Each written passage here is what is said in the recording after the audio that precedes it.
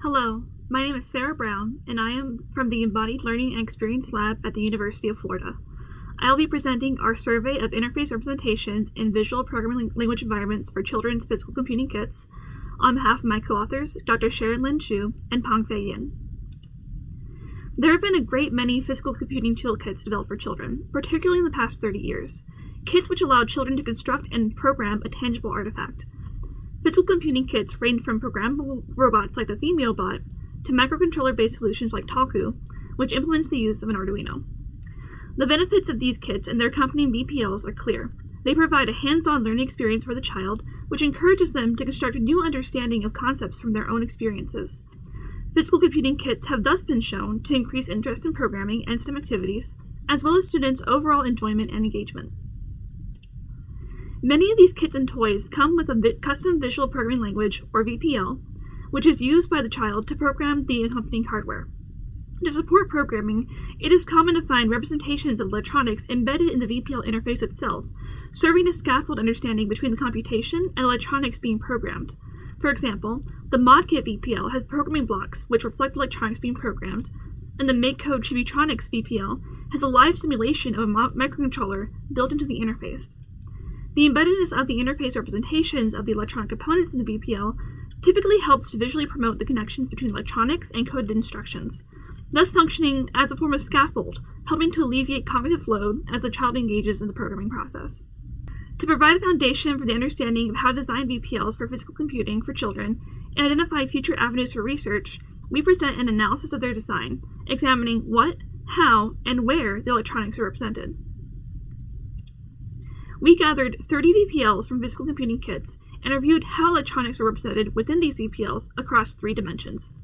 What was represented, referring to what specific electronics components were represented in the VPL, how it was represented, the visual method used to represent said electronics, and where it was represented, where in the VPL the electronics were represented.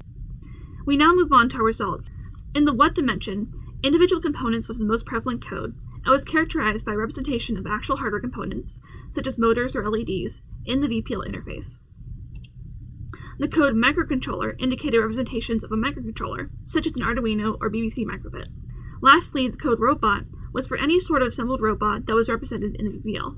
In the how dimension, the most prevalent code was text, which indicates that the electronics were represented in a text format. The code simulation refers to the electronics being represented in the form of a simulation within the VPL interface. VPLs who received the code icons in this dimension represented the electronics as simple graphical icons, unlike image, which refers to electronics being represented as a photographic or complex graphical image. Lastly, the where dimension.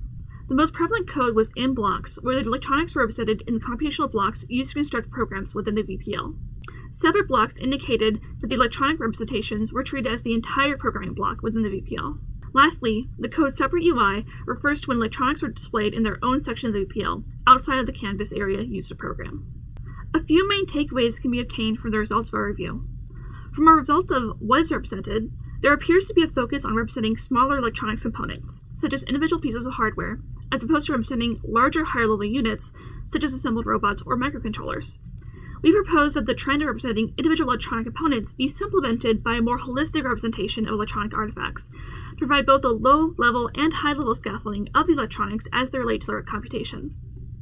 Future research can investigate the impacts of scaffolding electronics at these varying levels of scale on students' understanding of the relationships between the computation and electronics, as well as on their ability to engage in an iterative tinkering process between the two for creation of computational artifacts.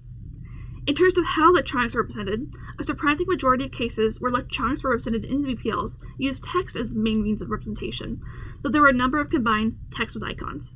Much like Kahn's Toon Talk, the use of visual approaches may be more likely to engage the child. However, there's yet to be research on which modality, whether visuals, text, or a combination of both, are more adept at scaffolding understanding between the computation and electronics. In the results for where to represent electronics in physical computing kits, there seems to be a strong preference to place representations of the electronics as close to the computation as possible, either in programming blocks or making up entire blocks themselves. This makes a clear connection between the two for students to understand. It would be interesting to investigate how the proximity of electronic representations to the code scaffold understanding of how the two affect each other. Thank you for listening.